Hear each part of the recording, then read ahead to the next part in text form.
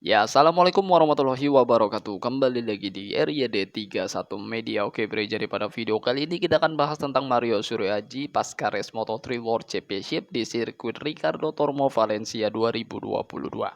Oke, kalau kita lihat hasil race-nya sendiri, pembalap Honda terbaik yang finish adalah Denis Foggia dari Italia dengan finish posisi keempat. Pembalap yang menggunakan nomor 7 di tim Leopard Racing ini menggunakan Honda NSF 250 RW harus mengakui bahwa sekencang-kencangnya Foggia, sekuat-kuatnya dia hanya mampu finish di posisi 4, harus jauh banget posisinya dengan Sergio Garcia yang di posisi 3 ataupun Denis Oncu, apalagi Izan Guevara, intinya seperti itu. Dan Tatsuki Suzuki menyusul finish terbaik pembalap Honda di posisi 14, Andrea Migno di posisi 15. Jadi secara keseluruhan Moto3 di sirkuit Ricardo Tormo Valencia hanya 3 pembalap Honda yang bisa meraih poin. Selebihnya tidak bisa meraih poin dan juga tidak finish. Oke, kalau kita lihat seperti ini ya. Lorenzo Felon dari Prancis berhasil finish di posisi ke-20 dan Joshua Watley di posisi 26, Mario Suryaji 27. Kemudian Alberto Sura 29. Yang tidak finish Scott Ogden, Tayo Furusato, Ricardo Rossi. Oke, dengan hasil seperti ini aja kita sudah bisa menilai bahwa motor Honda cukup berat untuk bisa bersaing bersama motor-motor dari Pirir Mobility AG seperti KTM, CF Moto, Husqvarna, ya kan? Terus juga ya grupnya mereka ini kan. Jadi ya Honda cukup berat banget di musim 2022 ini sampai seri penutup Moto3 di sirkuit Valencia 2022 kemarin. Jadi ada sesuatu yang memang harus dibenahi sebenarnya untuk motor-motor Honda NSF 250 RW jika mereka pengen bisa tampil kuat di musim 2023 esok, ya kan. Jadi nggak bisa harus menerima keadaan seperti ini. Mereka sudah kalah jumlah dengan motor-motor Pierin Mobility AG, ya grupnya KTM. Terlebih lagi ditambah kalah juga secara performanya. Ini yang sudah kita lihat di musim 2022 ya. Oke, sedangkan untuk Mario Suryaji sebenarnya selain dia harus kesulitan bersama motornya juga, dia juga mengalami masalah menderita dengan arm pump. Itu sudah dia utarakan di press release-nya di HRC. Oke, kita baca ya seperti ini, Bre. Hasil hari ini tidak bagus, tapi inilah saatnya untuk melanjutkan musim dan saya merasa bangga dengan apa yang telah kami lakukan dan tentang apa yang saya pelajari.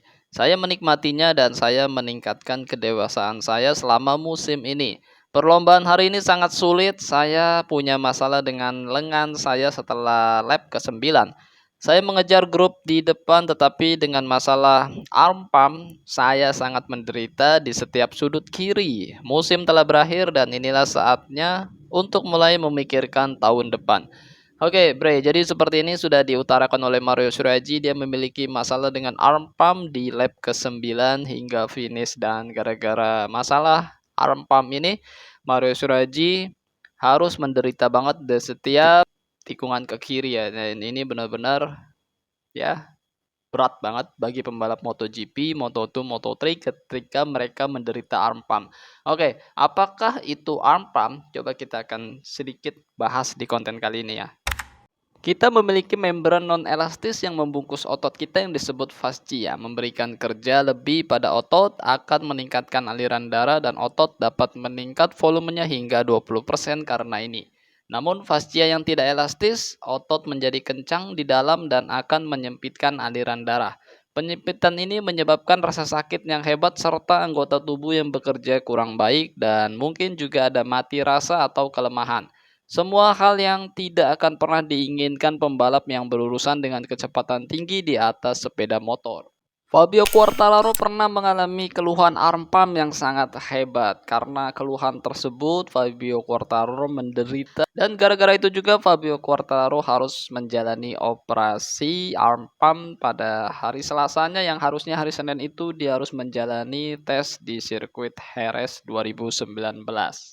Di saat 2019 bukan Fabio Quartararo saja yang mengalami dan menderita karena arm pump. Juga ada pembalap Moto2 yaitu Mas Bo yang saat itu berada di tim SAG dan juga pembalap Moto E wanita yaitu Maria Herrera. Setelah GP Prancis di Lemang, pembalap Aprilia Alex Espargaro juga dijadwalkan masuk dalam daftar operasi arm pump. Jack Miller dan Iker Lecuona telah menjalani operasi tersebut setelah event ganda di Qatar pada April 2019. Pada 2019, Pecco Bagnaia dan juga Franco Morbidelli sempat menyatakan bahwa pembalap-pembalap yang menderita karena arm pump itu akibat mereka kurang berlatih atau berlatih yang kurang keras untuk mempersiapkan tubuhnya dan dirinya di saat balapan MotoGP.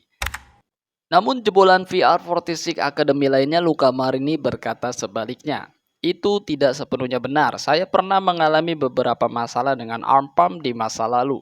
Arm pump bisa berhubungan dengan banyak hal. Setelan wear pack Anda mungkin terlalu kecil seperti yang saya alami, misalnya mungkin juga tuas rem berada dalam posisi yang aneh. Karena tidak mudah bagi mekanik untuk mengembalikan semuanya persis akurat ke posisi yang sama saat mereka mengerjakan sepeda motor. Membongkarnya di sela-sela balapan dan membangunnya kembali seperti posisi sebelumnya. 1 mm lebih jauh ke atas atau ke bawah dapat memiliki konsekuensi itu. Tapi itu juga bisa terjadi jika Anda tidak dipersiapkan dengan baik secara fisik, terutama otot bisep, trisep, dan dada. Dan Luca Marini menyatakan bahwa dirinya tidak memiliki masalah pada arm pump setelah dirinya memperbaiki ketiga hal ini 100% dan dia pikir bahwa Celestino Vietti bermasalah dengan arm pump juga. Mungkin itu juga bisa terjadi saat Anda naik kelas karena bobot sepeda motor bertambah secara signifikan dan Anda harus mengerem lebih keras.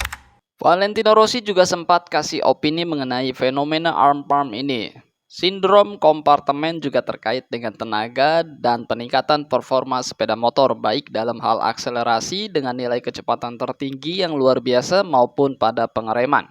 Di Jerez Anda lebih banyak mengerem sangat keras kepada motor sehingga masalah ini bisa muncul dan bagi mereka yang menderita itu benar-benar gangguan.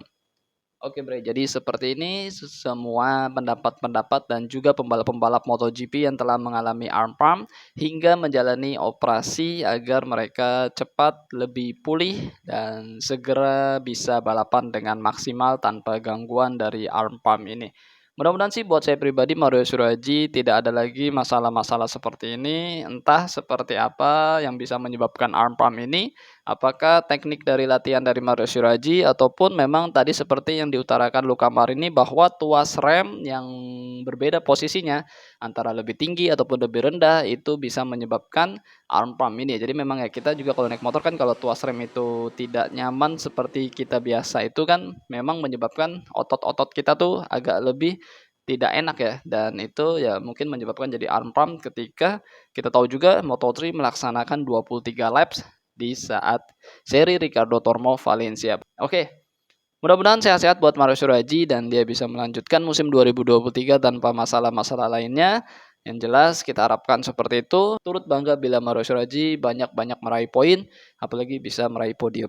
Oke, sehat-sehat buat kalian semua. Jangan lupa makan dan jangan lupa berdoa. Akhir kata wassalamualaikum warahmatullahi wabarakatuh. Bye-bye.